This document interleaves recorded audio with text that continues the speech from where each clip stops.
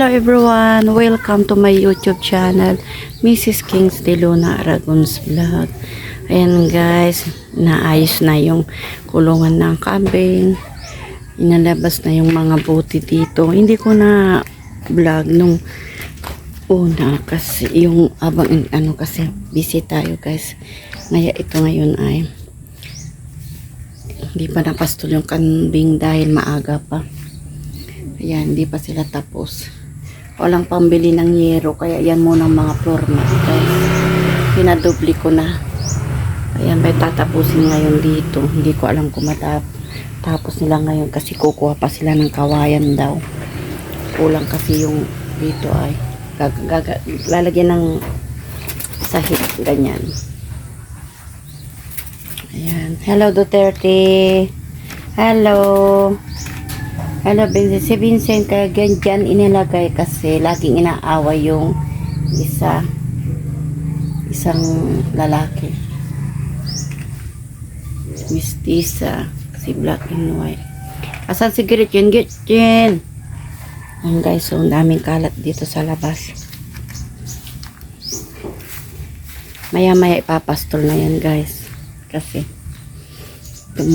mataas na araw. May bagyo ngayon guys. Pero hindi ko alam kung dadaan dito. Yan. Papaayos ko rin yung bakod dito. Sa gilid. Ito ang problema guys. So itong kawayan. Napaka talaga. Ayaw kasi patanggal nung may-ari eh. Pinatanggal ko na yan nung yung iba. Pinaayos ko na yan kaso ayaw matanggal. Ayaw patanggal. Katakot kasi pag umuulan minsan dito, pag talaga yung bumabaha dito guys. Mataas yung tubig dito, bumabaha. Yung mga ahas. Hindi nakaka yung may-ari eh. Magkakaroon ka lang ng kaaway. Ito yung mga bakod aayusin. Ayan may patula din dito pero namatay na yung mga patula. Hindi ako masyado kumakain ng patula kasi pag kumakain ako nahihilo ako. Hindi daw pwede pag mababa yung dugo mo, yung anemic. Kung anemic ka daw hindi pwede yung mga patula, mga upo. Iwan ko kung totoo pero sa akin pag kumakain talaga ako ng patula, magigisa ako, lalagyan ko ng noodles or wala, hindi pwede. Nahihilo talaga ako. May kalapati rin guys yung anak ko dito ay nilagay dito. Ito yung nasa harap. Yan. Dito palalagyan ko ng kulungan ng patong. Nandito.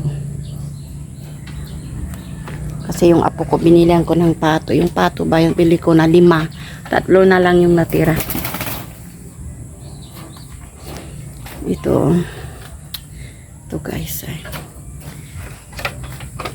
ayusin. Ayan. Nung hindi pa binakura, nilagyan kasi ng yung sarab ba yun, yung biro yung sa gilid, nilagyan nila kaya hindi na nalilinisan to. Pero nung nalilinisan namin to, malinis talaga dahil nagsusunog kami. Minsan nagsunog yung anak ko, gumapang yung apoy. Kaya nagalit yung may-ari. Mabuti na lang yung swimming pool na sa mga apo ko, may tubig yun. Kung hindi, sunog lahat to.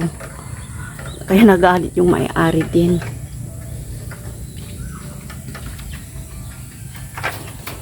Pero kailangan talagang alisin na nila to. Ayaw naman ibenta. Pag may bibili, ayaw nilang ibenta. Kung mayroon silang kasi sa bahay to, lalo na kung yung mahahaba na, pag may bagyo, pumupunta dito sa bahay, pumupunta dito sa amin, itong bahay ng kapatid, kapatid ko, nahuhulog yung mga ahas sa bubong niya. Pati ito, sinabi na rin namin na tanggalin na kasi nasisira yung bubong ng kulungan ng kambing. Hindi daw, malayo naman daw sa kulungan ng kambing, kaya ito, hintayin mo na lang kung kailangan.